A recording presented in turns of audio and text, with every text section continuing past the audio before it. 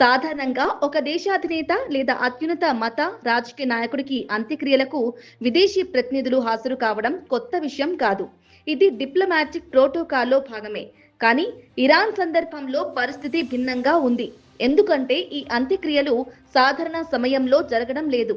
America ఇజ్రాయెల్తో ఉద్రిక్తతలు తీవ్రంగా ఉన్న సమయంలో, దేశవ్యాప్తంగా ప్రతీకార నినాదాలు వినిపిస్తున్న సమయంలో ఈ కార్యక్రమం జరుగుతుంది. కొన్ని అంతర్జాతీయ రిపోర్టుల ప్రకారం ఖమేనీ అంత్యక్రియలను ఇరాన్ ఒక భారీ శక్తి ప్రదర్శనగా చూపిస్తోంది. ఇక్కడే అసలు ప్రశ్న మొదలవుతుంది. ప్రపంచ దేశాల ప్రతినిధులు, మిత్ర దేశాల నాయకులు, దౌత్యవేత్తలు టెహ్రాన్లో ఉన్న సమయంలో ఇజ్రాయెల్ లేదా ఇతర శత్రు దేశాలు ఏదైనా దాడికి వెళ్తాయా? విశ్లేషకుల అభిప్రాయం ప్రకారం విదేశీ ప్రతినిధుల హాజరు ఇరాన్కు ఒక రకమైన డిప్లొమాటిక్ షీల్డ్ లా పనిచేయవచ్చు. అంటే అంతర్జాతీయ అతిథులు ఉన్న ప్రదేశంలో దాడి జరిగితే అది కేవలం ఇరాన్పై దాడి కాదు, ప్రపంచ దేశాల గౌరవానికి, భద్రతకు సవాలుగా మారుతుంది.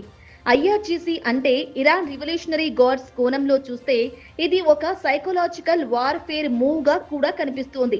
ఒకవైపు దేశ ప్రజలకు ఇరాన్ ఒంటరిగా లేదు అనే సందేశం, మరోవైపు శత్రువులకు ఇప్పుడు దాడి చేస్తే దాని రాజకీయ ధర చాలా పెద్దది అనే హెచ్చరిక. అయితే దీన్ని పూర్తిగా నిర్ధారిత సైనిక వ్యూహం అని చెప్పలేం.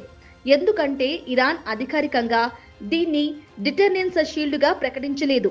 కానీ భౌగోళిక రాజకీయ విశ్లేషకులు మాత్రం ఈ high profile guest list Israel లెక్కలను క్లిష్టం చేస్తుందని చెబుతున్నారు. మరో కీలక విషయం ఏంటంటే పాశ్చాత్య దేశాల నేతలు ఈ కార్యక్రమానికి పెద్దగా హాజరు కావటం లేదు. కానీ Russia, China, Pakistan, Iraq, Turkey వంటి దేశాల ప్రతినిధుల హాజరు ఇరాన్కు రాజకీయంగా బలం ఇస్తుంది అని రిపోర్టులు చెబుతున్నాయి. దీంతో ఇరాన్ ఈ అంత్యక్రియలను కేవలం శోక కార్యక్రమంగా కాకుండా అమెరికా, ఇజ్రాయెల్కు వ్యతిరేకంగా ఒక భారీ రాజకీయ సందేశంగా మార్చే ప్రయత్నం చేస్తోందని విశ్లేషణలు వస్తున్నాయి. మొత్తానికి ఇరాన్ ఆహ్వానించిన విదేశీ ప్రతినిధి బృందాలు సాధారణ డిప్లొమాటిక్ ప్రోటోకాల్లో భాగమే కావచ్చు. కానీ ప్రస్తుత యుద్ధ ఉద్రిక్తతల మధ్య ఇది ఒక వ్యూహాత్మక రక్షణ కవచంలా కూడా పనిచేసే అవకాశం ఉంది.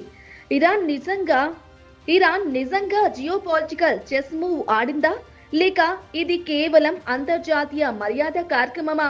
ఇదే ఇప్పుడు ప్రపంచవ్యాప్తంగా పెద్ద చర్చ.